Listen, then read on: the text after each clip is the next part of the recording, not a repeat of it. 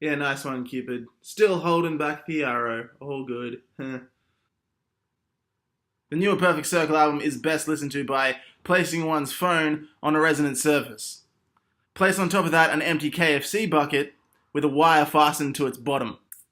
The other end of said wire must be fastened to the bottom of a more reasonably sized liquid paper, alright? Liquid paper receptacle.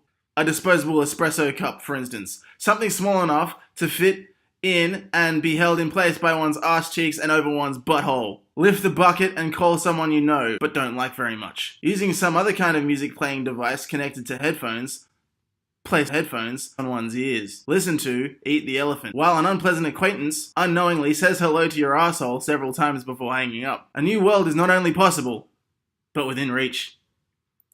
Take this knowledge, and with it, help and heal and love all you can. Okay, anyway, this is my review of Eat the Elephant by A Perfect Circle. I will be reading it off my phone, sometimes looking at the camera, probably more often than not looking at myself, because, like, look at that fucking beard. Whoa. So wiry and shit. Anyway, here we go. Okay. Eat the Elephant, A Perfect Circle review. The only disappointment about this album for me is that I listened to all of the singles as they were released, and so the album is a disjointed listening experience as a result. Hopefully, if there is another one day, I'll be able to employ some self-control and not fuck it up for myself like that. Anyway, Still, I really like it though. I really love the title song, Eat the Elephant. It starts out with this swinging, kind of bumbling, low, mid-range piano riff, like an elephant, well into its 150s, collapsing and dying of natural causes. Almost as though it is designed to turn off the kind of listener who is not prepared to see the carcass.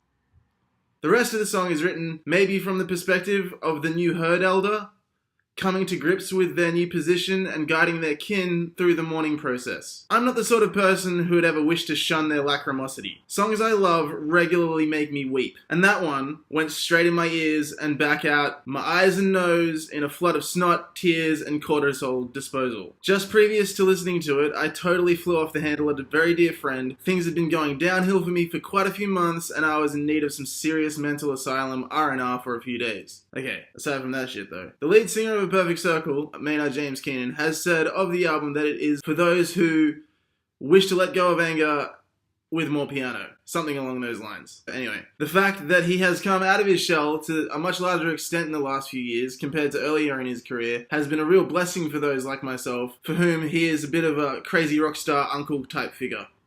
Whoa. He has begun to expound a very work-focused philosophy. If I can sum it up, he seems to be saying a lot of the time, do what you do it as much and as best you can. Okay, so anyway, I am an insane person. Like, none of this probably actually makes proper sense, like, but anyway, here we go. Okay. This probably isn't an album about planting grapevines, doing blends, or writing lyrics and melodies for a Tool album, but if it were, those subjects would still serve perfectly as metaphors of what I think is the central theme, which is to think about one's emotions, how to share them from one's selfishness to one's social usefulness. The doomed is a sentiment not to be agreed with. Whoa. Sure, it's realistic, but brutal rationalism doesn't leave much room for the best things humans can do. What of the pious? Oh, I might try and sing it actually. Fuck it, why not? What of the pious, the pure of heart, the peaceful? What of the meek, the mourning, and the merciful? All doomed. All doomed, doomed, doomed, doomed. It's hard to confront those words after being told so emphatically previous to them that only the most pure of sin are blessed, and not cry. Intellectually, though, the song refers to moderation.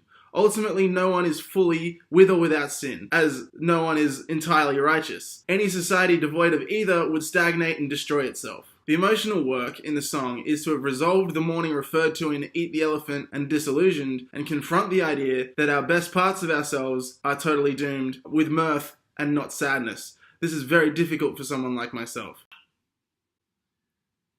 One last thing.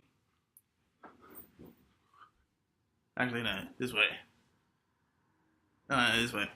Okay, one last thing is, I could write for days about this album and probably produce at least a novella, but it's definitely best if you've got to the end of this to think about it on your own. Alright, thanks. Alright, see ya.